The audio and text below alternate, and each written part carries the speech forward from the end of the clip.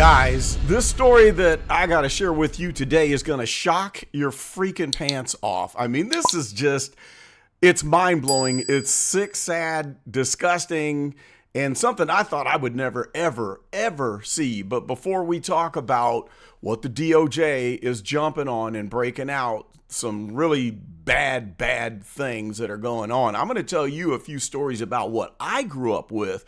I'm 58 years old. I was born in 1967 in Chicago, and then we moved to Jefferson City, Missouri, to a small town outside of Jefferson City called Holt Summit, and that was in 1973. So we were one of the first black families to move into this small town. I think there was only maybe 3 or 4 at the time, and the town population was around 4,000.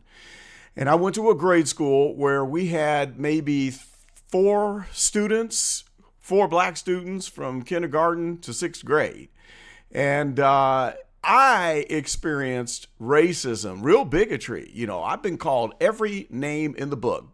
I've been threatened to be beaten up. I was picked on, called names. They made posters about me. And then, of course, when the television show, Roots, when Roots came out, of course, I got named Kunta Kinte. Yeah, I was called Kunta in 5th grade because, of course, you know, I'm the only black kid.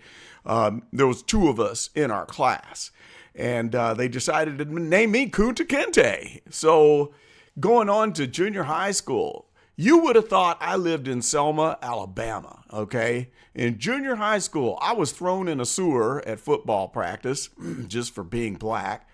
What else happened? I was chased down the street on the way to the bus. I had a friend that was like bludgeoned because he was a Filipino for no other reason. I was constantly being threatened. By the time I get into high school, riding the bus was a deal. And I used to get picked on. I had things thrown at me. I've had rocks thrown at me. Even had a brick thrown at me before. Fortunately, it didn't land. I got spit on and never knew who did it because it was done behind my back during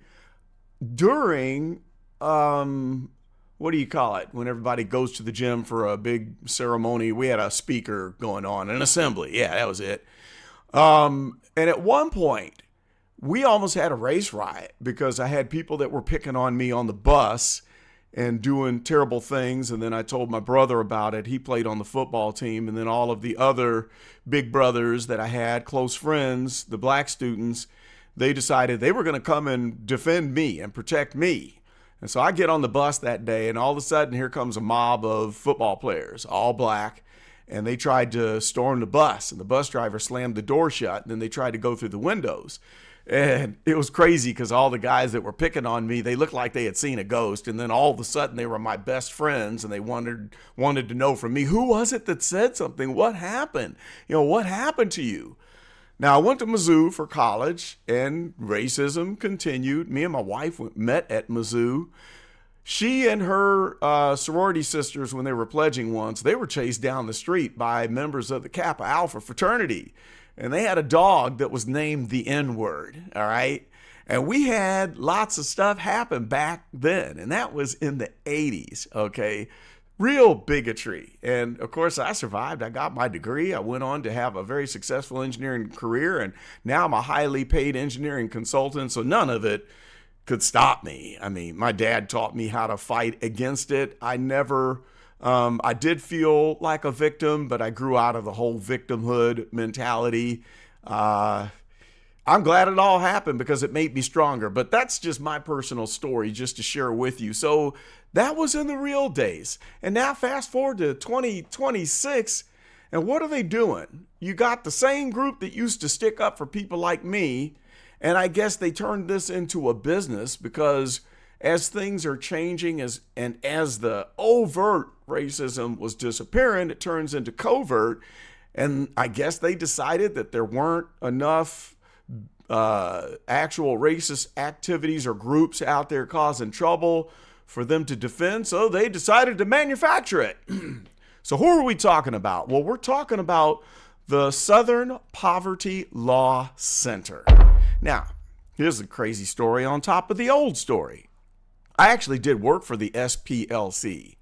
I worked for a company called Learfield Communications here in Jefferson City, and the man who started it sold that business for about $100 million. And I went to school with his son, and his grandson is close friends with my son. So strong connection. But I was a contractor. I used to work for them where I was a producer. I would do writing, I would do video content, all sorts of stuff for their clients. And one time, the SPLC was one of their clients, and I was supposed to write news stories for them. And it really turned my stomach because it was a bunch of leftist, liberal hogwash. And I remember the lady, her name was Sue, who was the boss as I was the writer for them on this project. And I was supposed to be writing these news stories. And she was one of the most abrasive, offensive, demeaning people that I would ever have to deal with as a professional, right? And we would get into arguments. And she ended up firing me. And I was like, well, you know what? Fire me, because I'm not doing this anymore because I don't even believe in what you're doing. So that's just an extra little bonus story. But now let's run over to the news story. Check out what is on the front pages all across media today. We'll look at Breitbart. Boom, there it is right there. The DOJ has charged the far left SPLC with fraud, money laundering, manufacturing racism to justify its existence. So in other words, they have to drum up a need. We didn't have enough nefarious activities going on, so they decided to fuel the fire, plant some seeds there and actually pay groups to do stuff so then they could come out and defend them and act like they're really needed. That's just such a shock. I cannot believe it. So in a press release from the Office of Public Affairs, they revealed that SPLC was charged by an Alabama grand jury with 11 counts of wire fraud, false statements to a federally insured bank, and conspiracy to commit concealment money laundering. So what were they doing? Well, they were feeding money into groups to cause trouble, and one of them was the Triple K. You know who the Triple K is. I'm going to try to avoid saying certain words because it'll get me flagged and get the video demonetized. So they're saying here that they were operating a covert network of individuals who were either associated with violent and extremist groups such as the Triple K Boys, or they had infiltrated violent extremist groups at the direction of the SPLC. So unbeknownst to the donors, a lot of the people giving money to SPLC, their money was being used to fund the leaders and the organizers of the racist groups. Okay, the same groups that the SPLC is denouncing and fighting against, and they're giving them your money that you were donating for them to fight against racism. I mean, wow, guys, $3 million bucks. Look at that, $3 million in donated funds to individuals associated with those groups. Look at some of these groups here. We got the United Clans of America, the UKA. That just sounds so ridiculous. We got the ARYAN Nations. I don't even want to say that one. Look at this one. The Sadistic Souls Motorcycle Club. Oh my God. I mean, this is just amazing. Now, look at this. I had watched the video. You should watch the video and see what the new head of the DOJ said. But it says here the Justice Department announced the indictments against SPLC and saying that they secretly funneled more than $3 million to fund these groups. And then here's bullet points of how much they were paying out. Paid $1 million over here to one National Alliance affiliate, $300,000 to the ARYAN people. We got $270K to the Unite the Right, and that's not the right that I'm a part of. Okay, I am very conservative, but I'm not a part of that neo NAZI word, right? Not a part of that at all. $73,000 to former Triple K members. Then we got this American Front president and fellow. I don't know what that is. Another 19K. Now, what is really crazy is how the media had covered the Charlottesville thing. You remember the protest in Charlottesville? And President Trump came out and spoke against it. And then the media chopped it up and took out everything that Trump said, where he denounced the exact groups that the SPLC was secretly funding, by the way. They take all that out and made it look like President Trump said there's good people on both sides and made it seem like he supported the Triple K. Wow, it's kind of crazy. But look at this here. So we got Kash Patel. He's on the scene.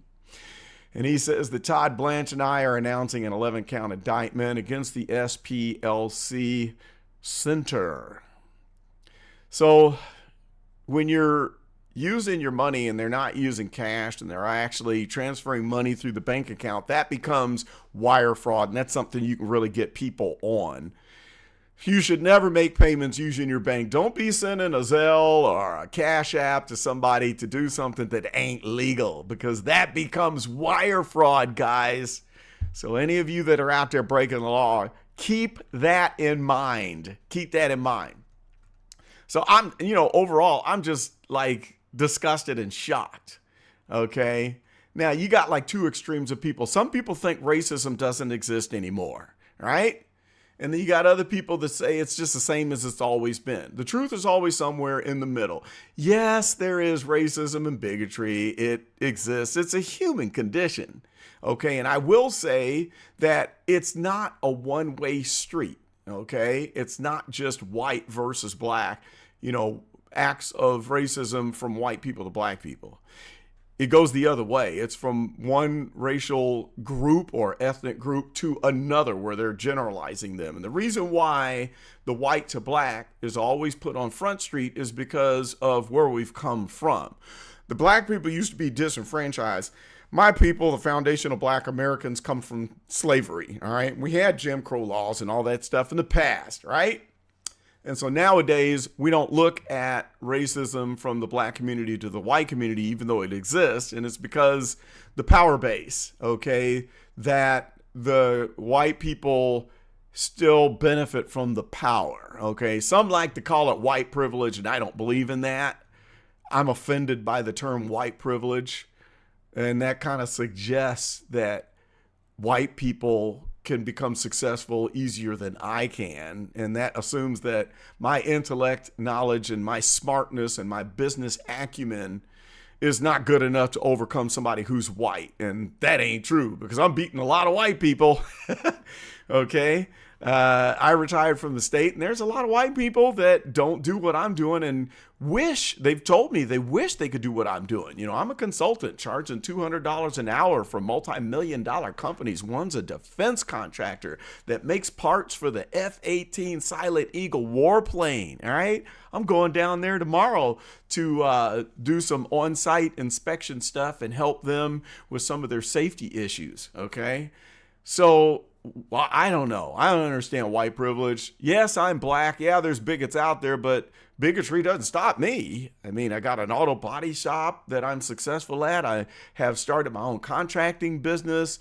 I'm doing the consulting. I've got tons of white people, even hillbillies, that come to my body shop. Everybody needs the car painted, and everybody needs the fender benders fixed, and I do it better at a better rate and give better service. So there's no advantage for a white person with a body shop over me, because a lot of those folks come to me because a lot of the other shops are charging more money. But anyway, all that to say, yeah, there's still bigotry. Okay, it does exist, but I'm not a victim of it. I have overcome the victimhood aspect. I refuse to participate in that. I'm not downtrodden. I take offense to people who say, oh, I'm so sorry you had to go through all those racist things when you were growing up. Don't tell me that, because I'm not some poor little thing, that's downtrodden. It's kind of like black people are inferior who have gone through that and we have to help them. No, I don't need that. I can take care of it. There's a lot of people that go through things worse than what I went through. There's people who are disabled. There's people who have speech impediments. There's people that have physical ailments that cause folks to judge them, that have a harder way to go than I do. I've got a friend with Down syndrome who could use that as an excuse. He's had a much harder way to me. And this kid, he's like 34 years old now. He's spoken before the Missouri legislature, and he's like extremely successful, and he has Down syndrome. So how can we give an excuse? But all that to say that the SPLC, shame on you, because they turned racism into a racket. They turned it into a business model. And since they weren't getting enough business, they had to fuel the fire and create stuff. Now, what are your thoughts? What do you think about the necessity of the SPLC?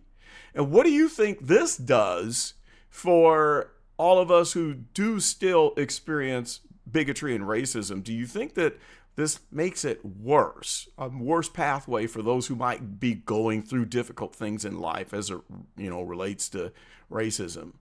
Do you think that we need the SPLC anymore? And do you think that there's any pathway forward for the SPLC to go through from this point? Do you think that they'll continue to exist, or do you think that this is the end of the road for them because they have destroyed their credibility forever? Let me know in the comments, and also tell me your thoughts. Share your thoughts about my stories and what you think about my attitude. Am I cocky? Am I too cocky as a black person to say that bigotry and racism is beneath me? That white privilege is a silly idea to me? That somehow white people have an easier way than I do? Let me know if I'm cocky. Maybe I am. Who knows? But share your thoughts. I'll be curious to hear about it. That's all I got for this one. This is Carlton, and I am out of here.